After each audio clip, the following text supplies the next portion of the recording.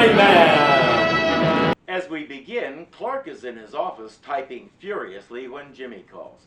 Jimmy's mother is out of town and he's staying at some lady's apartment who's a friend of his mother's. Why he's staying there instead of home, we won't find out.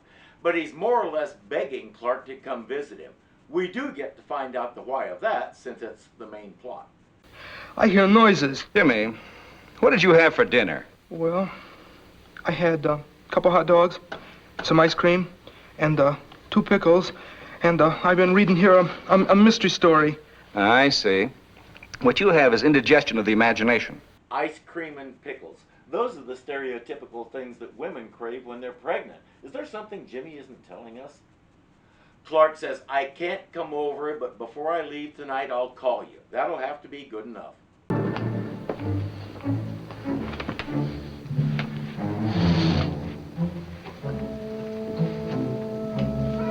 What are you looking at? The place really is creepy.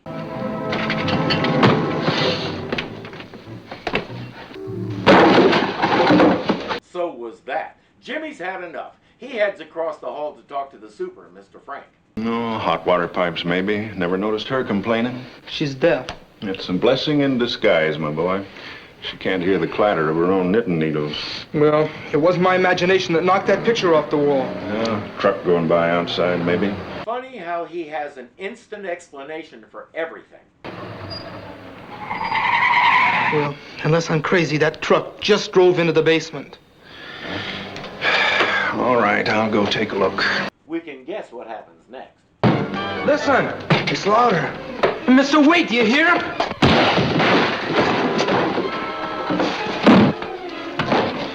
Nailed it. When Jimmy doesn't answer the phone, Clark changes to Superman and flies over there. Jimmy is back in the apartment with a lump on his head and Mr. Frank is tending to him. He has a different answer for the noises now. His name's Timothy. Best mouse catcher in the business, provided you're in the business of catching mouses. I see. The best and the noisiest, I take it. Anything gets between Timothy and a mouse is a goner. Jimmy won't notice that he claimed it was heat pipes earlier and never mentioned a cat. A good knock on the head will do that to you. Superman takes his leave. There, now you see, Jimmy, there's a logical explanation for everything. You try and get some sleep, boy. There's a logical explanation for everything, he said as he flew out the window without a plane. Next morning, Jimmy is feeling much better.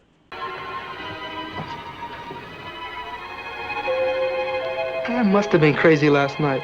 I could have sworn there was only one eye. He was right, but he's not going to let that keep him from getting this day off to a great start. I'm sorry. Hey, kid, what's your hurry? Well, I'm not in any hurry, but the bus I'm trying to catch usually is. Which house is 360? That's it, right there. What time is it? Huh? It's almost 8 o'clock. But I think my coat just got tangled in your fists. Got entangled, he says. I don't know what this guy's issue is, but he roughs Jimmy up a little more, then says, if you know what's good for you, you never saw me. Yep, day's off to a great start. Hey, mister, do you see that guy over there?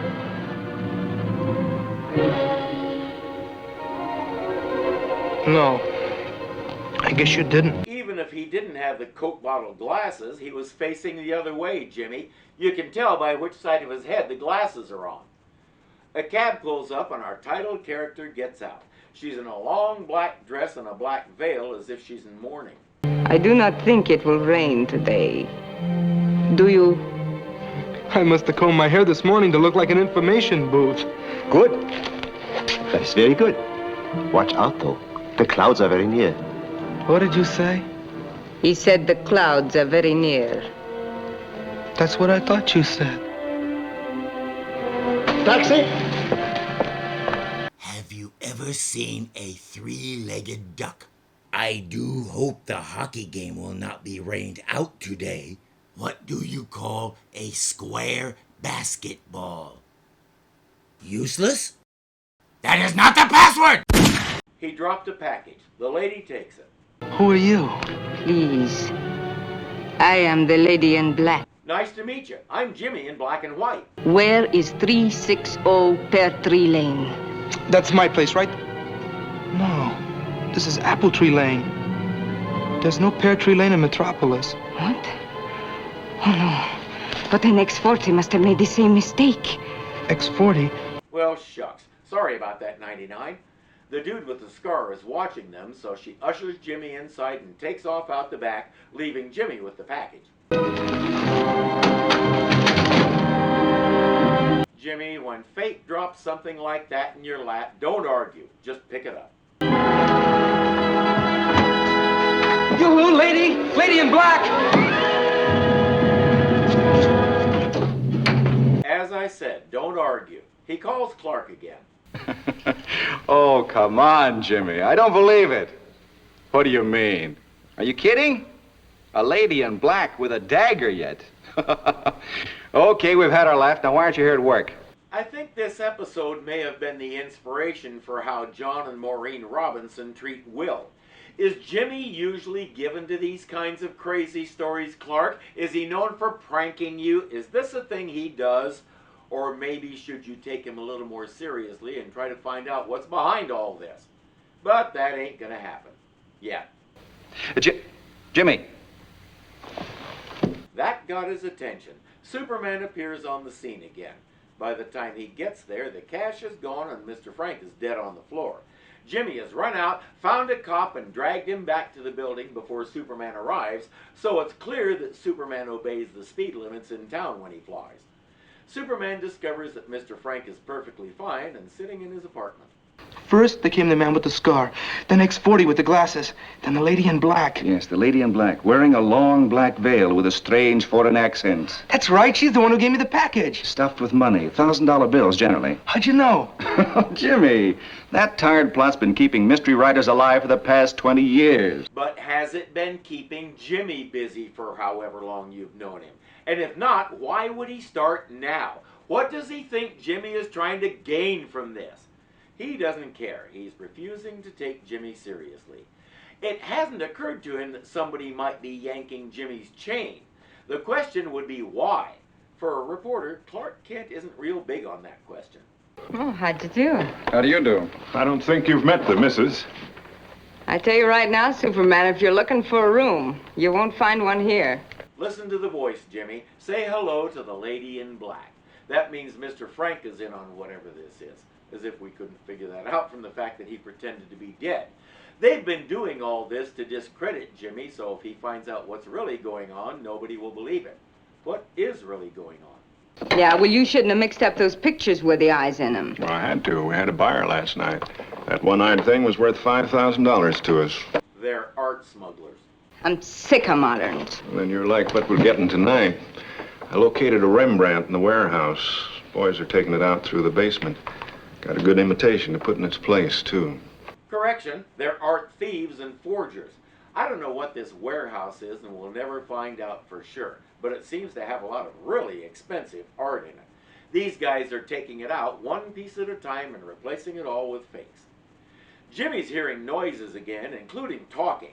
He calls Clark again and says, "I'm not asking you to come over. I just need somebody to talk to because this is getting to me." Look out for my foot. Move your foot. Thing is, Clark has super hearing, so he can zoom in and catch the conversation. Get the itch and watch out for those buyers. Watch out, he says. That's what them warehouse people ought to be doing. By the time we get through, they'll have a vault full of fakes, and we'll have a pocket full of dough from the originals. But what I don't get is why we have to split the dough with them upstairs. We didn't put the hole through the basement wall. Jimmy's still talking, but Clark isn't listening. Is something wrong with his telephone? Mr. Kent? Oh, where are you? He stepped out for a smoke. Putting up with you drove him to it. Oh, nice going. Now anybody can walk in there and steal stuff. Hurry up, Clumsy, we're gonna get through. I can. He likes doing that. And if they really expected him to try and follow them through that little hole, they need a nap. Meanwhile, the lady in black has Jimmy at gunpoint. Mr. Frank is going to see what all the racket is.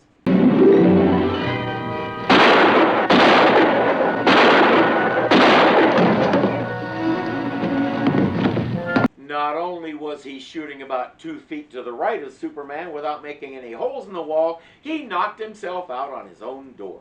Put him in jail to keep him safe from himself. Now it's time for the Lady in Black. She tells Superman, you wouldn't attack a woman. Watch, Jimmy, and I'll show you how things in your imagination can be completely blown away.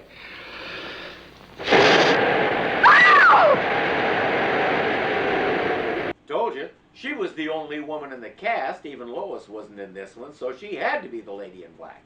Too bad Jimmy didn't think of that. Thanks for watching, kids. And remember, clicking that like button is cool. Subscribing is even cooler.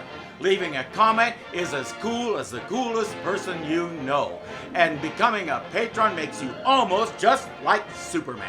So don't hesitate. Do it today. Until next time.